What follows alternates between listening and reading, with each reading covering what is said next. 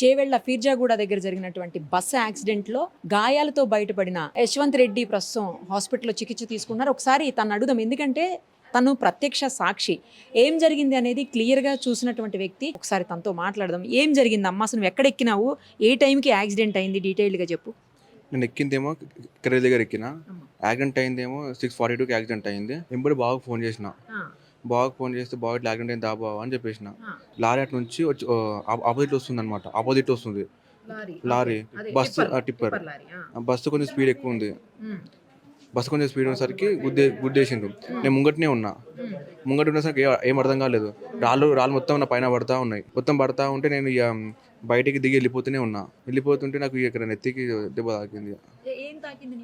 ఏం తాకింది తెలియదు, ఇక తెలియదు, ఏదో కదా తాకింది, రాడు తాకిందో ఏదో తెలియదు. ఇంకా అక్కడ ఏమన్నా 2 వీలర్ వస్తే దాన్ని అడ్డు తప్పించబోయి గుద్దాడు అంటున్నారు టిప్పర్ అతను, అది నిజమా? 2 వీలర్ ఇక్కడ ఏం లేదు, ఏం లేదు. ఓవర్ స్పీడ్ ఉన్నాయి, రెండు స్పీడ్ ఉంది.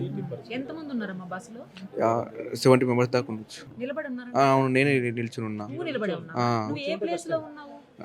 గేర్ పక్కన, ఎగ్జాక్ట్లీ డోర్ పక్కనే నిలబడ్డా. డ్రైవర్ పక్కనే లెఫ్ట్ లా. ఇంజిన్ అసలు క్షణాల్లో అయింది.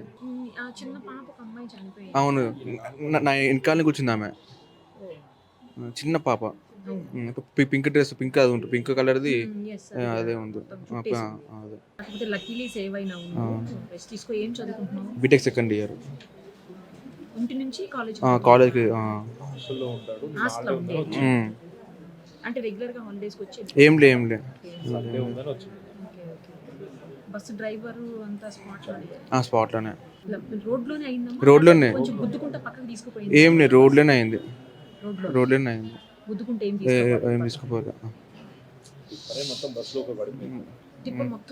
పడిపోయింది. నా మీద పడింది. అంతా పడుతూనే ఉన్నాయి కంటిన్యూస్లీ.